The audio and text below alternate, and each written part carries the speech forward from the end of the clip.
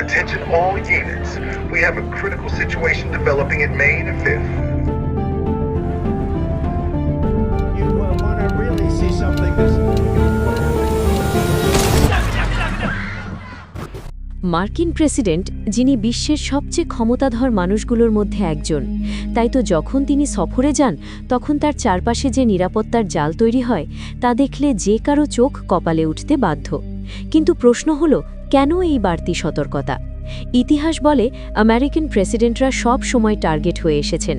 Abraham Lincoln, John F কেনেডিদের মর্মান্তিক নিহত হওয়ার ঘটনা আমাদের মনে করিয়ে দেয় এই পদে বিপদ কতখানি। তারপর থেকেই শুরু হয় জিরো ফেল মিশন। এই মিশনে যুক্তরাষ্ট্রের সিক্রেট সার্ভিস তাদের প্রেসিডেন্টের নিরাপত্তায় কোনো প্রকার ভুলের সুযোগই রাখে না।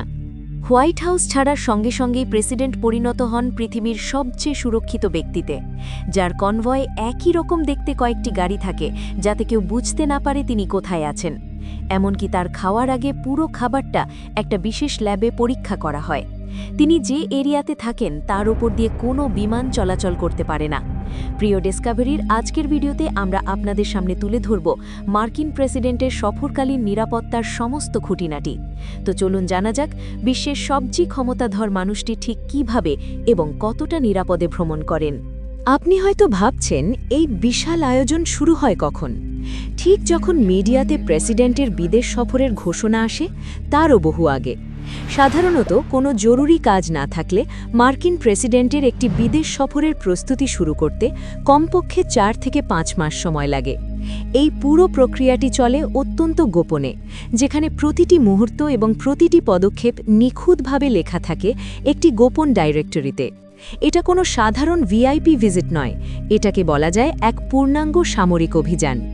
সফরের প্রথম পদক্ষেপটি নেওয়া হয় হোয়াইট হাউসের ওয়েস্ট উইংয়ে একটি টেবিলের ওপরে।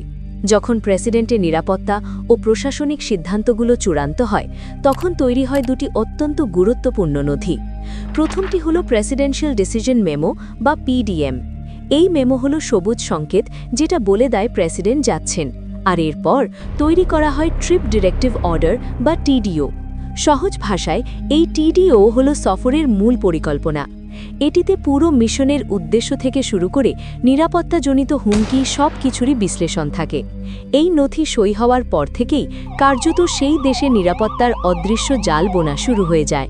টিডিও নথিটি সংশ্লিষ্ট বিভাগগুলোতে পৌঁছানোর সঙ্গে সঙ্গে গঠিত হয় সবচেয়ে গুরুত্বপূর্ণ দল, অ্যাডভান্স সার্ভে টিম। এদেরকে আপনি বলতে পারেন প্রেসিডেন্টের সফরের এ টিম। এই দলে কেবল সিক্রেট সার্ভিসের এজেন্টরাই থাকেন না, থাকেন হোয়াইট হাউস কমিউনিকেশন এজেন্সি, সামরিক দপ্তর এবং লজিস্টিক্সের সেরা বিশেষজ্ঞরা। প্রেসিডেন্ট সফরে যাওয়ার মাসখানেক আগেই এই দলটি হোস্ট কান্ট্রিতে পৌঁছে যায়, কারণ প্রেসিডেন্টের নিরাপত্তা পরিকল্পনার সবচেয়ে গুরুত্বপূর্ণ ধাপগুলোর মধ্যে একটি হল রুট নির্বাচন। অ্যাডভান্স সার্ভে টিম হোস্ট কান্ট্রিতে পা রাখার পর তাদের প্রথম কাজ হল বিমানবন্দর থেকে হোটেল এবং হোটেল থেকে ইভেন্ট ভেন্যু পর্যন্ত সকল সম্ভাব্য রুটকে সামরিক মানদণ্ডে পরীক্ষা করা। রুটের প্রধান শর্ত হল গতি। প্রেসিডেন্টকে বহনকারী কনভয়কে অবশ্যই 15 থেকে 20 মিনিটের মধ্যে গন্তব্যে পৌঁছাতে হবে। এর অর্থ হল শুধুমাত্র দ্রুততম রুটটিই নয়, রুটটিকে এমনভাবে ডিজাইন করা হয় যেন কনভয় চলাচলের সময় কোনো ট্রাফিক বা অপ্রত্যাশিত বাধার সম্মুখীন না হয়। এই রুট কোনো সাধারণ রাস্তা নয়, এটি হলো প্রেসিডেন্টের জন্য তৈরি একটি অস্থায়ী সামরিক করিডোর। নিরাপত্তার ক্ষেত্রে ইউএস সিক্রেট সার্ভিস সবসময় ওয়ার্স্ট কেস সিনারিও বা সবচেয়ে খারাপ পরিস্থিতিটি মাথায় রাখে। তাই রুটের 20 মিনিটের দূরত্বের মধ্যে একটি লেভেল 1 ট্রমা হাসপাতাল প্রস্তুত রাখা বাধ্যতামূলক। এই হাসপাতালে যেন যে কোনো মুহূর্তে প্রেসিডেন্টের জন্য উন্নত চিকিৎসা শুরু করা যায়।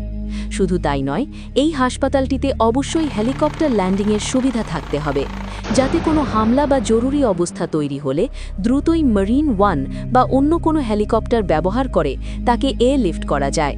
এই সতর্কতা প্রমাণ করে প্রেসিডেন্টকে রক্ষা করার প্ল্যান এ যদি ব্যর্থ হয় তবে প্ল্যান বি হিসেবে তার জীবন বাঁচানোর প্রস্তুতিও থাকে শতভাগ। প্রেসিডেন্ট যখন রাস্তায় থাকেন তখন হোয়াইট হাউস এবং পেন্টাগনের সাথে তার যোগাযোগ এক মুহূর্তের জন্য বিচ্ছিন্ন হতে পারে না, আর তাই অ্যাডভান্স টিম স্যাটেলাইট ম্যাপিং এবং অত্যাধুনিক ডিভাইস ব্যবহার করে রুটে থাকা প্রতিটি ইঞ্চি পরীক্ষা করে দেখে। তাদের প্রধান কাজ হল সিগন্যাল ডেড জোন বা রেডিও ব্ল্যাকআউট পয়েন্টগুলো খুঁজে বের করা। এই স্থানগুলো যদি এড়ানো না যায় তবে সেখানে তাৎক্ষণিকভাবে অতিরিক্ত অ্যান্টেনা বা রিপিটার বসানো হয়, কারণ 1 সেকেন্ডের জন্য যদি জ্যামার বা যোগাযোগ বিচ্ছিন্ন হয় তবে তা পুরো নিরাপত্তা বলয়ের জন্য বিশাল হুমকি সৃষ্টি করতে পারে। অবশেষে প্রেসিডেন্টের আগমনের সময় হোস্ট কান্ট্রির বিমানবন্দরের একটি বড় অংশ সাময়িকভাবে ইউএস সিক্রেট সার্ভিসের অপারেশনাল কন্ট্রোলে চলে যায়। যদিও এটি হোস্ট কান্ট্রির সার্বভৌমত্ব লঙ্ঘন করে না, তবে প্রেসিডেন্টের বিমানের ওঠানামার আগে এবং পরে পুরো এলাকাটি একটি মার্কিন সামরিক ঘাঁটিতে পরিণত হয়। এরপর আসে হোটেল। অ্যাডভান্স টিম যখন কোনো হোটেলকে প্রেসিডেন্টের অস্থায়ী আবাসস্থল হিসেবে নির্বাচন করে তখন সেই হোটেলটি রাতারাতি একটি বিলাসবহুল বাংকারে রূপান্তরিত হয়। তাদের প্রথম কাজ হল সবচেয়ে নিরাপদ ফ্লোরটি নির্বাচন করা, যেটি সাধারণত সর্বোচ্চ ফ্লোর হয় না, কারণ ওপর থেকে হামলার ঝুঁকি সেখানে বেশি। একবার ফ্লোর নির্বাচন হলে পুরো ফ্লোরটি জনসাধারণের জন্য ব্লক করে দেওয়া হয়। শুধু তাই নয়, প্রেসিডেন্ট যে রুমটিতে থাকবেন সেটির জানালায় লাগানো হয় অত্যন্ত পুরু বুলেট প্রুফ ব্যালিস্টিক গ্লাস।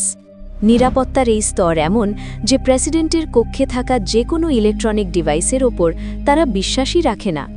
রুমের ভেতরে টিভি ইউনিট সহ অন্য সব ইলেকট্রনিক সামগ্রী সম্পূর্ণরূপে খুলে প্রতিস্থাপন করা হয়, কারণ যে কোনো ইলেকট্রনিক ডিভাইসের ভেতরে লুকিয়ে থাকতে পারে লিসনিং ডিভাইস বা স্পাই ক্যামেরা। বিদেশি গোয়েন্দা সংস্থা যাতে প্রেসিডেন্টের ব্যক্তিগত কথোপকথন বা গোপন আলোচনা শুনতে না পারে তার জন্য পুরো রুমকে ইলেকট্রনিক সুইপ করে ক্লিন ঘোষণা করা হয়। প্রেসিডেন্টের খাদ্যে নিরাপত্তা নিশ্চিত করতে প্রোটোকলটি আরও কঠোর।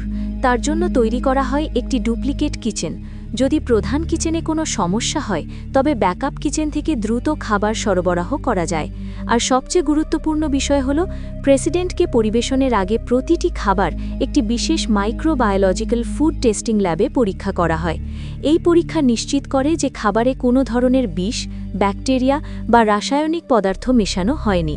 প্রেসিডেন্ট কেবল তখনই সেই খাবার খান যখন তার নিজস্ব খাদ্য নিরাপত্তা দল সেটিকে চূড়ান্তভাবে গ্রিন সিগন্যাল দেয়। এছাড়াও আপনি জেনে অবাক হবেন, প্রেসিডেন্ট তার সঙ্গে নিজের ব্যক্তিগত পোর্টেবল টয়লেট সিট নিয়ে যান। হোটেল বা অন্য কোনো স্থানের টয়লেট সিট তিনি ব্যবহার করেন না। এর কারণ হল ইউএস সিক্রেট সার্ভিস প্রেসিডেন্টের ব্যবহৃত ইউরিন বা স্টুলের নমুনা কোনোভাবেই বিদেশি গোয়েন্দা সংস্থাগুলোর হাতে পড়তে দিতে চায় না। এই নমুনা পরীক্ষা করে তারা প্রেসিডেন্টের স্বাস্থ্য, মানসিক অবস্থা এবং ব্যবহৃত ওষুধ সম্পর্কে অত্যন্ত গুরুত্বপূর্ণ তথ্য জানতে পারত।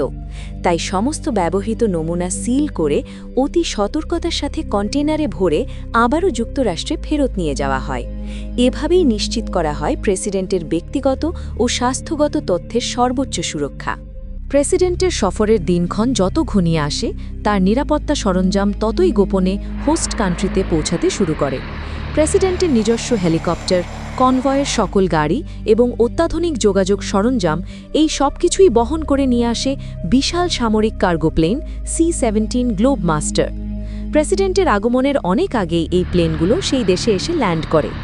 এরপর আসে সেই মুহূর্ত যখন প্রেসিডেন্ট আরোহণ করেন এয়ারফোর্স ওয়ানে। এটি কেবল একটি যাত্রীবাহী বিমান নয়, এটি আকাশে ভাসমান একটি মিনি হোয়াইট হাউস এবং পূর্ণাঙ্গ সামরিক কমান্ড সেন্টার।